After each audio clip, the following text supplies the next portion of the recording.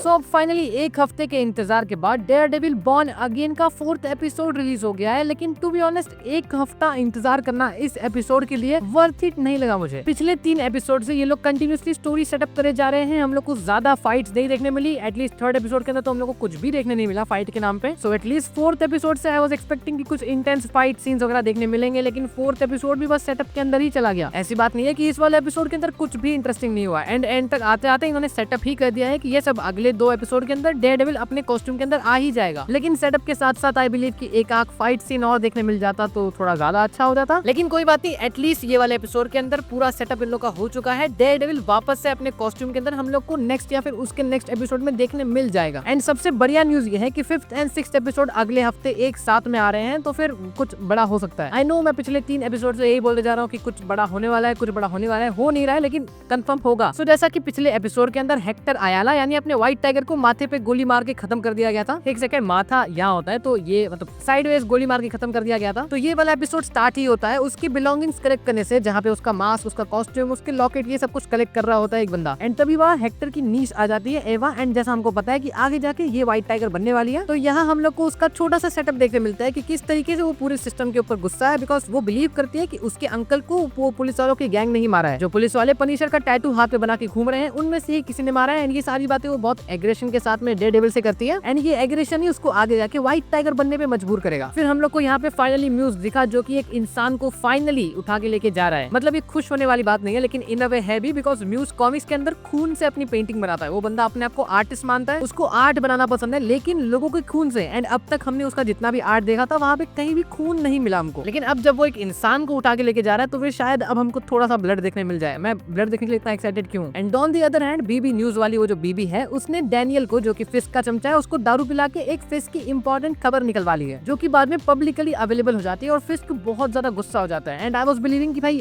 फिस्क शायद अब गुस्सा करके किसी को मारे, लेकिन ये डैनियल इतना बड़ा चमचा है कि सारी गलती खुद ओन कर लेता है और जब बहुत ये बोले लगता है कि मेरे वजह से आपका रेपुटेशन गिर रहा है, आई एम सॉरी, मैं खुद छोड़ के चला जाऊंगा, मैं बहुत बुरा इंसान हूँ, तो जिससे फिस्क पिघल जाता है, विल्सन फिस्क पिघल जाता है। भाई ये चीज बहुत कम बार देखने मिलती है हम लोग को। फिर इसके बाद हम लोग को एक चोर दिखाया जाता है जिसने की स्नैक्स की चोरी करी है। फिडल फैडल नाम का एक स्नैक्स होता है जो कि वो बंदा चुराते हुए पकड़ा जाता है। अब वही स्नैक्स पुलिस भी खा रही है, लेकिन जेल में सिर्फ चोर जा रहा है, तो यहाँ पे भले ही एक स्नैक्स के तरीके से, लेकिन हम लोग को दिखाया कि भाई इनजस्टिस तो चल रहा है। एंड अब वो केस हैंडल करने के लिए मैट आता है। मैट उस बंदे से बात कर रहा होता है एंड उसको कहता है कि देख भाई तूने चोरी करी है, तू पकड़ा गया ये करते हुए, तो अब तेरे को सजा होगी। जहाँ पे वो बंदा डिनाई करता है कि नहीं भाई मैंने चोरी नहीं करी है, लेकिन मैट जब उसे बताता है कि देख सीसीटीवी कैमरा है, तू पकड़ा गया, तब वो बंदा स्क्रल्स का नाम ले लेता है। तो सीक्रेट इन्वेजन के बाद से पहली बार यहाँ पे स्क्रल्स को शाउट आउट दिया गया। And I am still thinking कि वो चीज कैनन है, मतलब ऑब्वियसली सीक्रेट इन्वेजन कैनन है, लेकिन सीक्रेट इन्वेजन को हम लोग भुला क्यों नहीं सकते। एटलीस्ट सीक्रेट इन्वेजन जैसा पाप इन्होंने जो किया था वो मैं तो भुलाना चाहता हूँ। फिर आगे चल के मैट वो बंदे की सजा थोड़ी कम करवा देता है, लेकिन सजा कम करवाने के लिए वो जिससे बात करता है वो लड़की लैटविया से होती है। अब बहुत लोग यहाँ पे लैटवेरिया समझेंगे जो कि डॉक्टर डूम का इलाका है, लेकिन वो यहाँ पे नहीं है। लैटविया एक दूसरा अलग सिटी स्टेट कुछ तो है, लेकिन ये डॉक्टर डूम से तो एनी हाउ कनेक्टेड नहीं है। एंड जैसा मैंने कहा कि एक लड़की से मैट बात करता है, तो मैट अपना रिजलर है, तो वो ऑब्वियसली उसके ऊपर लाइन मार के अपना काम निकलवा लेता है। एपिसोड में यहाँ तक तो आई बिलीव की टाइम पास ही चल रहा था। इसके बाद कहीं जाके डेयरडेविल मिलता है ऑफिसर पॉवल से, जिसको कि फर्स्ट एपिसोड के अंदर डेयरडेविल ने कुत्तों की तरह मारा था एंड सेकंड एपिसोड के अंदर उसको कन्फ्रंट भी किया था। मैट यहाँ पे इस ऑफिसर को उकसा के उसमें से बात निकलवाना चाहता था कि उसने ही व्हाइट टाइगर को मारा है, लेकिन उसकी हार्ट बीट सुन के मैट समझ जाता है कि इसने नहीं मारा है। फिर मैट खुद इन्वेस्टिगेशन करता है और उसको वहाँ पे वो बुलेट मिल जाती है जिससे कि व्हाइट टाइगर को मारा था। एंड ऑब्वियसली उस बुलेट के ऊपर पनिशर का मार्क होता है। फिर मैट पनिशर के हाइड आउट पे पहुंच जाता है एंड इसमें कोई ताज्जुब की बात नहीं कि उसको हाइड आउट कैसे पता है पनिशर का। मैट ऐसा बंदा है जो अपनी कमजोरियां जानता है, तो वो अपने दुश्मन के ऊपर हमेशा नजर रखता है। ऑल्दो पनिशर उसका दुश्मन नहीं है, लेकिन वो किसी को जान से मारने से पहले एक बार सोचता नहीं है, तो मैट को उसके ऊपर थोड़ी बहुत सर्विलेंस रखनी पड़ती है। तो बॉर्न अगेन के अंदर पहली बार यहाँ पे हमको पनिशर देखने मिलता है। एंड डेयरडेविल और पनिशर की जो रूफ टॉप आइकॉनिक कन्वर्सेशन है उसको यहाँ पे रिक्रिएट करने की कोशिश करी है। एंड सिंपली पनिशर वो कन्वर्सेशन विन कर रहा होता है, क्योंकि यहाँ पे पनिशर फॉगी की बात निकाल देता है कि फॉगी की डेथ के बाद अभी तक मैट उसके ऊपर से ओवरकम नहीं कर पाया। एंड गेस व्हाट, मैट वहाँ पे रोने लग जाता है, व्हिच इंडिकेट्स कि यस मैट अब तक उसके ऊपर से ओवरकम नहीं कर गया। एंड मैट भी यहाँ पे समझ जाता है कि यस मैंने जो अपना 1-2 साल पहले वो छोड़ दिया था सब कुछ डेयरडेविल बनना, ये सोच के कि कानून सारा का सारा काम कर लेगा। अब व्हाइट टाइगर के केस के बाद उसको भी लगता है कि हाँ सारा का सारा काम कानून पे नहीं छोड़ सकते, थोड़ा काम खुद भी कर लेना चाहिए। फिर ये वाले एपिसोड का लास्ट सीन काइंड ऑफ सब कुछ सेटअप कर देता है, जहाँ पे विल्सन फिस्क एक बेसमेंट के अंदर जाते हुए दिखता है एंड वहीं पे डेयरडेविल एक टेरेस के ऊपर चढ़ते हुए दिखता है, काइंड ऑफ इंडिकेटिंग कि डेयरडेविल अब तक अपने ऊपर जो रिस्ट्रिक्शन लगा के रख रहा था कि नहीं सरकार सारा काम कर लेगी, मैं नहीं करूंगा, उससे वो ओवरकम करके ऊपर चढ़ रहा है। एंड विल्सन फिस्क नीचे गिर रहा है, मतलब ये तो इंडिकेट नहीं करना चाहते होंगे, लेकिन दोनों अपोजिट है तो इस हिसाब से समझ लो। एंड फिर हमको मालूम पड़ता है कि विल्सन फिस्क के नकल के ऊपर इतने टाइम से जो मार्क्स लग रहे थे वो कहाँ से आ रहे थे। एपिसोड के बीच में ही विल्सन और वेनेसा थेरेपी के लिए गए होते हैं। वहाँ पे वेनेसा बात कर रही होती है एडम के बारे में। जब फिस्क सब कुछ छोड़ छाड़ के चला गया था तब एडम ने ही थोड़ा बहुत सहारा दिया था वेनेसा को। You know what Sahara means. And यहाँ पे वेनेसा बात निकालती है कि वो काफी अच्छी पेंटिंग वगैरह करता था, जिससे कि आई थॉट कि वेनेसा का एक्स जो एडम था कहीं वही तो म्यूज नहीं। लेकिन ये लास्ट सीन के अंदर हमको मालूम पड़ता है कि जो एडम वेनेसा का एक्स था, जिसको कि हम लोग म्यूज समझ रहे थे, हम मतलब मैं समझ रहा था, उसको विल्सन फिस्क ने अपने बेसमेंट के अंदर बंद करके रखा है। एंड उसके नकल्स के ऊपर जो घाव थे वो एडम को मार मार के बने हुए थे। एंड वहीं पर टेरिस के ऊपर चढ़ के डेयरडेविल का अपना छोटा सा रूम है जहाँ पे उसने अपने सारे के सारे मास्क छुपा के रखे हुए हैं। उसके पास जितने भी मास्क होते हैं वो उन सबको देखता है। फिर उसका जो वेपन होता है, मैं उसका नाम भूल चुका हूँ, उसको निकाल के वो प्रैक्टिस करने लगता है। एंड एपिसोड खत्म होते होते हम लोग को म्यूज भी दिख जाता है, जो कि वो बंदा जिसने उसको स्टार्टिंग में किडनैप किया था उसके अंदर से खून निकालते हुए। तो अगले एपिसोड के अंदर हम लोग को डेयरडेविल के साथ साथ म्यूज की एक्चुअल खून वाली पेंटिंग भी देखने मिलेगी। तो फिलहाल तो बस इस वीडियो के लिए इतना ही, बिकॉज इससे ज्यादा इस एपिसोड के अंदर कुछ था ही नहीं। बाकी वेट करते हैं नेक्स्ट एपिसोड का। मैं थोड़ा सा डिसअपॉइंटेड हूँ ये वाले एपिसोड से, बट आई बिलीव कि बाकी के एपिसोड इसको कंपनसेट कर देंगे, तो कोई दिक्कत नहीं है। बाकी अगर आप लोग को वीडियो पसंद आया हो तो फिर लाइक करना, कमेंट करना, सब्सक्राइब करना। मैं मिलता हूँ नेक्स्ट वीडियो में। Until next time.